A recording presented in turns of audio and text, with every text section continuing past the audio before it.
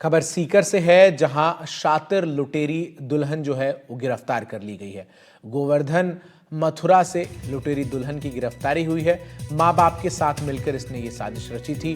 दो लड़कियां शादी के बाद फरार हो गई थी। 11 लाख रुपए और गहने लेकर ये फरार हुई थी। 26 नवंबर 2024 को पीड़ित ताराचंद जाटपुत्र मनशाराम ने मामला दर्ज कराया था। 21 मई 2024 को ताराचंद के दोनों बेटों की शादी हुई थी। शादी के 2 दिन बाद फरार हो गई थी लुटेरी दुल्हन। जानकारी एक बार फिर से आपसे साझा कर दे कि बड़ी खबर जो है वो सामने आ रही है। मैं आपको बता दें कि सीकर से ये खबर है, शातिर लुटेरी दुल्हन जो है वो गिरफ्तार हो गई है। गोवर्धन मथुरा से इस लुटेरी दुल्हन को गिरफ्तार किया गया है। मां बाप के साथ मिलकर इन्होंने साजिश रची थी। 2 लड़कियां शादी के बाद से फरार हुई थी। 11 लाख रुपए और गहने लेकर फरार।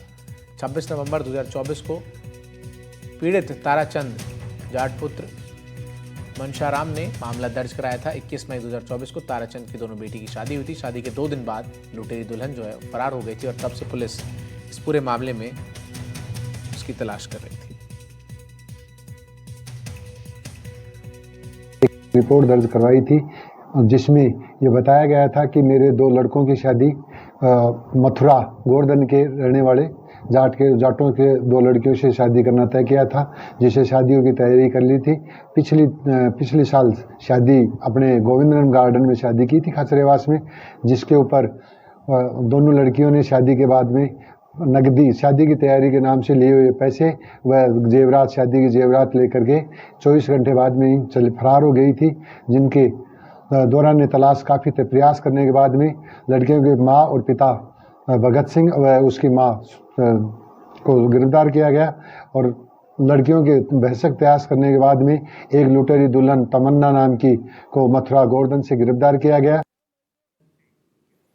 जगदेव हमारे सहयोगी अधिक अपडेट्स के साथ इस वक्त हमारे साथ जुड़ गए। जगदेव, ये पूरा मामला क्या है? कब से पुलिस जो है वो इनकी तलाश कर रही थी और किस तरीके से ऑपरेट कर रहे थे? जी, बताना चाहूंगा, ये पूरा मामला सीकर जिले के दातारामगढ़ थाना इलाके का है, जहां पर ताराचंद नाम के व्यक्ति ने अपने 2 लड़कों की शादी के लिए जो जयपुर में रहने वाला एक व्यक्ति था भगत सिंह, उससे जो बातचीत की तो भगत सिंह ने अपनी 2 लड़कियों की शादी जो है करने की बात जो है पीड़ित ताराचंद से कही और उसने जो है नवंबर में जो है लड़की की जो शादी भी उन्होंने कर दी थी 21 मई को। उसके बाद में 2 दिन बाद ही जो है दुल्हन जो है लुटेरी दुल्हन दोनों जो फरार हो गई थी। उसके साथ ही आपको बता दूं, उसके माता पिता भी 2 दिन तक वहीं जो है खाचरियावास में जहां शादी हुई थी वहां रुके थे। उसके बाद से जो है 2 दिन बाद ही लुटेरी दुल्हन और उसके माता पिता फरार हो गए थे। उसके बाद में नवंबर में जो ये पूरा मुकदमा जो दर्ज करवाया गया पीड़ित की ओर से 26 नवंबर 2024 को जो है मुकदमा पीड़ित ने दर्ज करवाया। उसके बाद में जो है पुलिस ने कार्रवाई करते हुए लुटेरी दुल्हन के जो माता पिता थे भगत सिंह और उसकी पत्नी, दोनों को पहले गिरफ्तार कर लिया था, लेकिन दोनों दुल्हन और उसका जो भाई था वो फरार हो चुका था। उसके बाद में आपको बताना चाहूंगा कि उसके बाद में अब पुलिस ने कार्रवाई करते हुए लुटेरी दुल्हन को भी जो है गिरफ्तार किया है और अब जो है पुलिस अन्य एक लुटेरी दुल्हन और उसके भाई की भी तलाश कर रही है। बिल्कुल, इस पूरे मामले में पुलिस जो है वो लगातार जांच में जुटी हुई है। और एक और चीज़ है जगदेव, लगातार शिकायतें जो आ रही थी सीकर से कि इस प्रकार का जो मामला है वो बढ़ता हुआ नजर आया है, कुछ पुलिस की पूछताछ में अब तक सामने आ पाया है?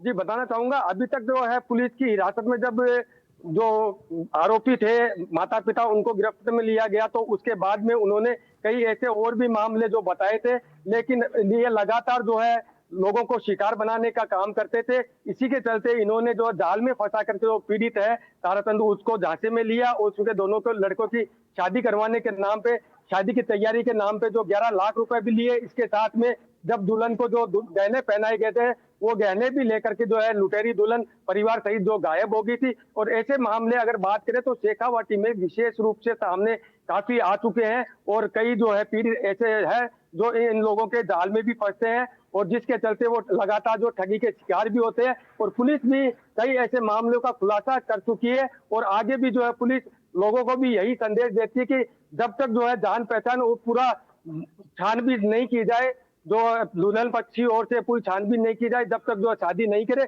उसके बाद में पूरी तफ्तीश होने के बाद में ही शादी करे, ताकि इस तरह की जो ठगी की घटनाएं सामने नहीं आए।